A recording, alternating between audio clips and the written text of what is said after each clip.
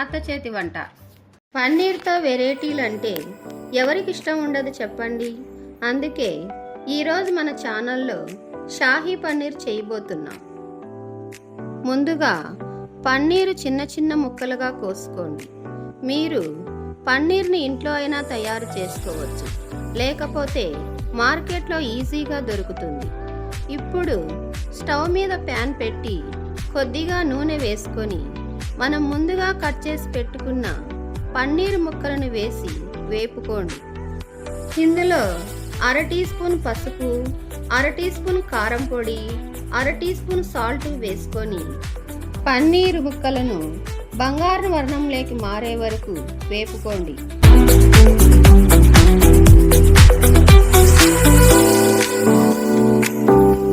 ఇప్పుడు అదే బాండీలో కొద్దిగా నూనె వేసుకొని మీ గ్రేవీకి తగ్గట్లుగా ఉల్లిపాయలు, పచ్చిమిర్చి వేసుకోండి. మీరు గ్రేవీ తక్కువ కావాలనుకుంటే ఉల్లిపాయలు తగ్గించుకోండి. ఇప్పుడు గుప్పెడు అల్లం వెల్లుల్లి ముక్కలను వేసుకొని బాగా వేపుకోండి.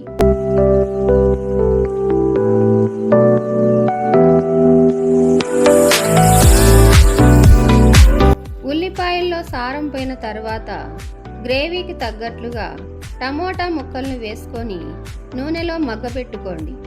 ఇప్పుడు గుప్పెడు జీడిపప్పు వేసుకొని బాగా కలపండి.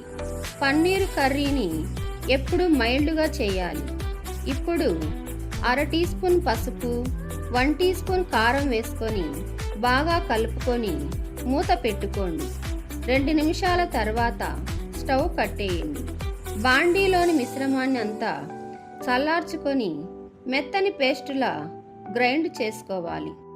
గ్రైండ్ చేసేటప్పుడు రుచికి సరిపడా ఉప్పు వేసుకోండి. అదే బాండీలో కొద్దిగా నూనె వేడి చేసుకొని గుప్పెడు కరివేపాకు వేసుకొని చిట్లనివ్వండి.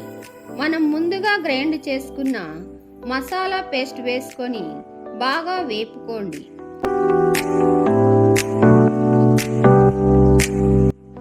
ఉప్పు చూసుకొని సరిపడా ఉప్పు వేసుకోండి. గ్రేవీ దగ్గర పడ్డాక 1 టీ స్పూన్ ధనియాల పొడి వేసుకొని కొద్దిగా వాటర్ వేసుకోండి.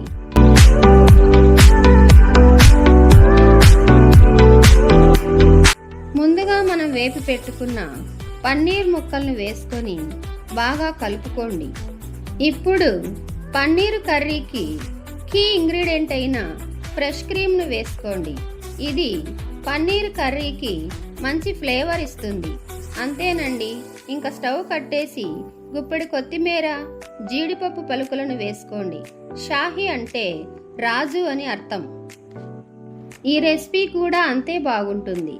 షాహీ పన్నీర్ రైస్లో కంటే నాన్తో తింటే చాలా బాగుంటుంది. ఇంకెందుకు ఆలస్యం, ట్రై చేసి ఎలా వచ్చిందో కామెంట్లో తెలపండి.